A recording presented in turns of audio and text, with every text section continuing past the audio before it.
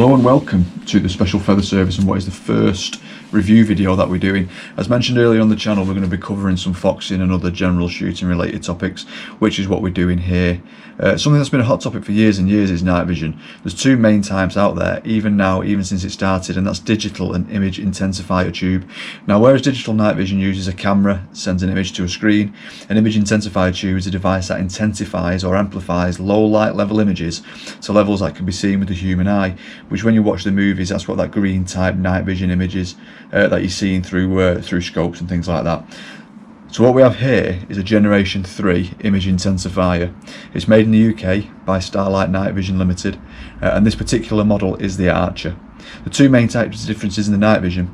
Now, if you've been into your night vision shooting for any length of time, you'll have no doubt seen the DIY homemade type night vision. These are generally made at low cost, somewhere around £30–40 depending on the spec. They push on the back of your scope, a camera looks through your scope, and that sends an image to a screen which is normally mounted on the top of your scope. An infrared torch then illuminates the target so that the camera can pick it up. They're normally really delicate. They've got wires coming off to connect to different things, and they normally have to have a battery pack stuck somewhere on the gun. You'll normally see them stuck on the stock somewhere. You don't look through the scope, you look at the screen, which normally illuminates your face so much that it defeats the object of using night vision in the first place. The range is normally not that great, but again, it's dictated by the spec of the equipment that you're using, the camera, the infrared, that sort of thing. So the Archer, this fits on the back of your scope by a bayonet fitting. You can just see the female parts of it there, and that's it. The battery's built in, there's no wires. You look through the back of it like you would a normal scope. So my story with this one, I bought this from Starlight around 6–7 years ago. It's got a grade C tube in it. I bought this after another member of the SFS team, Pete, recommended it to me. He had one, I tried it, I loved it. I've been through all of the homemade night vision, the cameras, the monitors, all that before, and honestly, when I looked through this, nothing compared to it. So this one of mine, this one's been through absolute hell. It's been out in the rain, the snow, frost, dragged over every mountain from Manchester to North Wales, and it's probably taken north of 1,000 foxes. So you have your bayonet fitting here at the front, and this is what pushes onto your scope, onto the other side of the mount. That's obviously attached to the scope itself. In the middle here is a 50mm CS mount lens, which can be changed if need be. The image intensifier tube itself is actually held in this part. You can't see any of it. And at the back is your ocular lens. This is what you look through, just like you would a normal scope. This box on top here is an on-off switch, really simple, left or right for on and off, and this is where your battery goes. It's a CR123 battery, and I will show you this quickly while I'm here. This part just unscrews, and it's just a CR123 battery, one of the small ones. So in the last 6 or 7 years, I think I've changed this battery probably 2 or 3 times, maybe max. It's insanely good on batteries. It really will not let you down with batteries. Just throw one in your pocket or one in your bag or your box just as a spare, but it's not going to catch you off guard. When you attach this to your rifle, you turn it on. There's these 2 dials on the scope. Really simple. The first one here opens and closes the aperture on the lens, which just means it lets more or less light in, depending on how far you're shooting, how much of a bright night it is, if the moon's out, that sort of thing. You can open and close that just to get a really nice image. And the second one here, this is just your focus. So once you've got it on, you can actually see the lens moving back and forward as I do it. Once you've got it onto your rifle, you just give this a turn until you get your crosshairs really nice and crisp, and then that's it, you leave it. If you're going to use it on the same gun, you'll never really need to touch these again. You're just going to push it on and use it. The Archer also comes with its own infrared. This is the Dragonfly, again made by Starlight, and this is a laser. This takes an 18650 battery, which you will have seen before. This is what almost every other type of hunting torch or even e-cigs out there use, just a normal 18650 battery. I'm sure you've got plenty of them knocking around somewhere.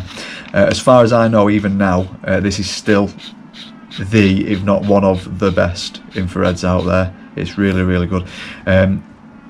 It's got a focus on it like a normal torch would for narrow or wide beam, and you just adjust that to suit what distances you're shooting at. So would I recommend these?